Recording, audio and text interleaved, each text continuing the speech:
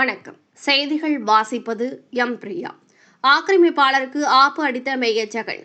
பல கோடி ரூபாய் மதிப்புள்ள நிலம் மீட்பு. தூத்துக்குடி மாநகராட்சிக்கு சொந்தமான டீச்சர்ஸ் காலனி மெயின் ரோடு ரவுண்டானா அருகில் சுமார் 20 வருடங்களாக தனிநபர் ஒருவர் தொடர்ந்து ஆக்கிரமிப்பு செய்து வந்தார். மாநகராட்சி நிர்வாகம் ஆக்கிரமிப்பு அகற்றும், மீண்டும் ஆக்கிரமிப்பால் ஆக்கிரமிப்பு செய்து கொள்வார். இது தொடர் கதையாகவே வந்தது. இந்த நிலையில் தூத்துக்குடி மாநகராட்சி மேயராக ஜெகன் பதவியேற்ற பின்பு ஆக்கிரமிப்பு நிலம் மீட்கப்பட்டு இந்த இடம் மாநகராட்சிக்கு சொந்தமான இடம் என்று மாநகராட்சி சார்பில் விளம்பர பலகை வைக்கப்பட்டது.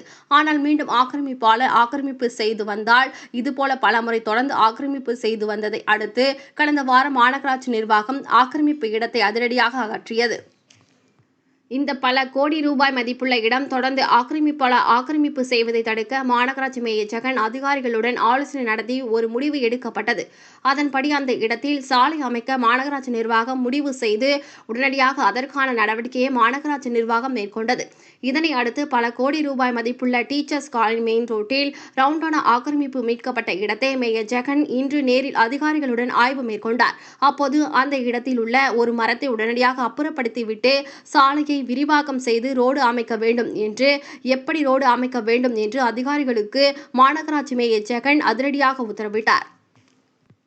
2 தினங்களில் இந்த இடத்தில் சாலை அமைத்திருக்க வேண்டும், ரோடு விரிவாக்கம் செய்யப்பட்டு பொதுமக்கள் பயன்பாட்டிற்கு கொண்டு வர வேண்டும் என்று அதிரடியாக உத்தரவிட்டார். கடந்த 20 வருட காலமாக தொடர்ந்து ஆக்கிரமிப்பாளர் மாநகராட்சி இடத்தை ஆக்கிரமிப்பு செய்து வந்தால் எந்த ஒரு மாநகராட்சி மேயரும் நிரந்தர தீர்வு காண வேண்டும் என்ற எண்ணத்தில் நடவடிக்கை எடுக்கப்படவில்லை.